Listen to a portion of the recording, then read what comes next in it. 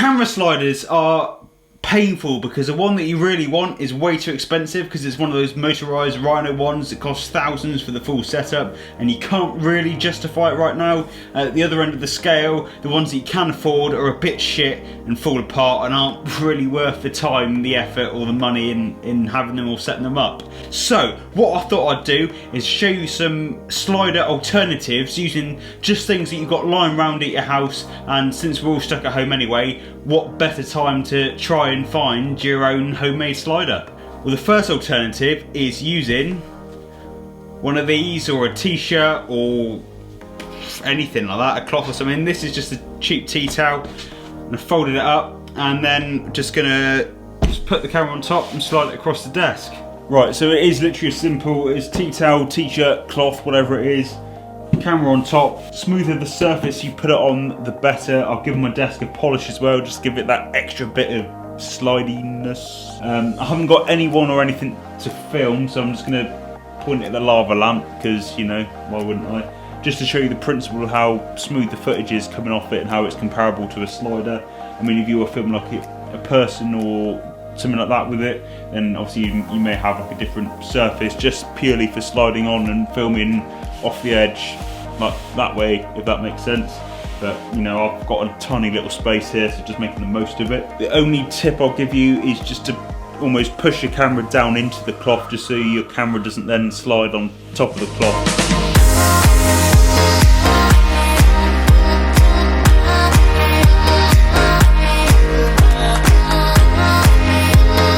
The good thing about this is you can do this in any kind of direction that you want. The next one is something that as of now I haven't actually tried, so it may work, it may not.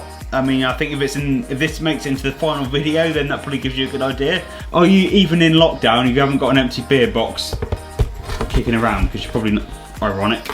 But what we're going to do is we're going to cut this bad boy up and put a little bit of cardboard under each tripod leg and put it shiny side down, and in theory, apparently it will slide across the carpet and therefore give you the ability to do some kind of slider shot. Surprised I'm allowed scissors.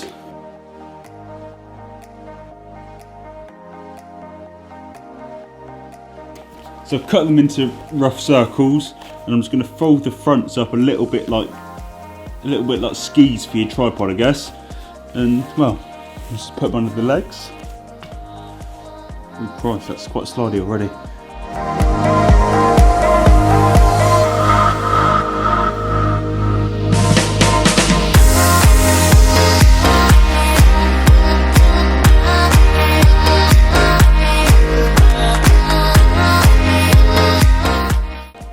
Works a treat if you ask me.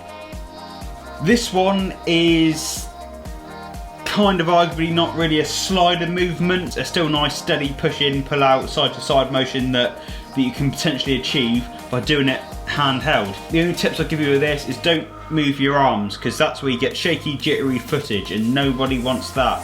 What you want to do is keep the camera nice and tight and close into your body, your arms and elbows locked in, and move your whole body, whether it's side to side, forward and backwards. Just squat your legs down and let yourself properly rock, move your whole body, or even going forward and backwards, let yourself fall. And that moment, if you're filming in 60 frames a second or 120 frames a second, then you can actually slow that moment when you're falling down to a usable length of footage, and when you fall in, there's no resistance on the camera and it is actually super steady. The good thing about shooting handheld is your range of movement is, well, wherever you want to move.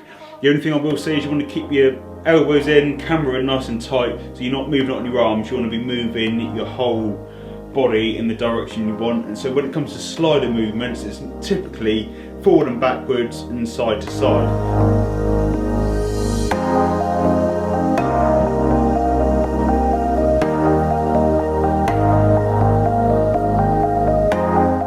Side to side, I'd adopt like a bit of a squatted position and just go.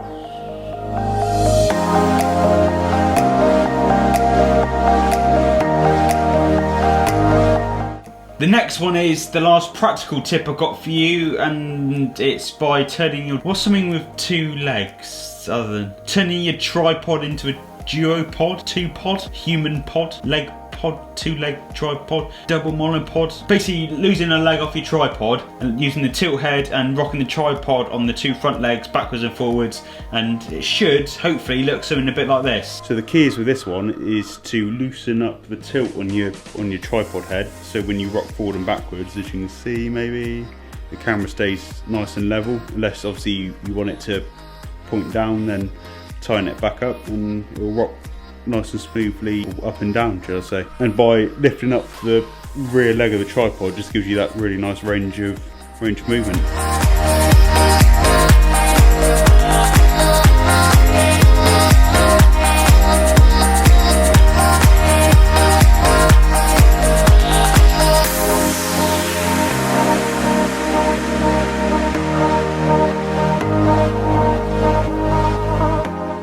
And this will work for side-to-side motion as well. If you just turn your tripod plate 90 degrees so your camera is essentially pointing the opposite way that it is now, then you can rock side to side and your tilt head will keep it essentially level that way also.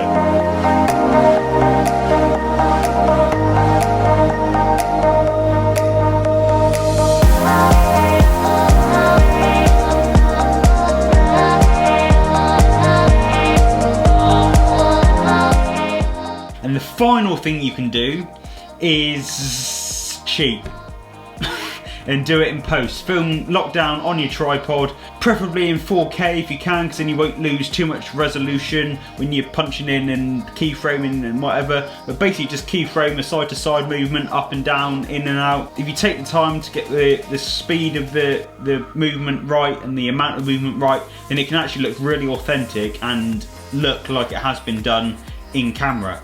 So yeah, it's not really a slider hack, but it kind of is, because it's another option in your toolkit. If it's in your head and you think, oh, a slider shot might look quite cool here, but I've only got a tripod, you can lock it off, film a bit wider than you would have wanted it to be, film in 4K if you can, and then you can just fake that slider motion in post.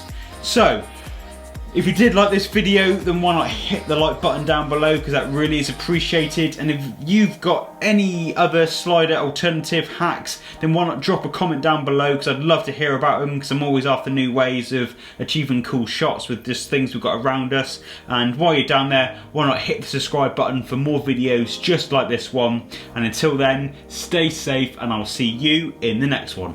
Poof.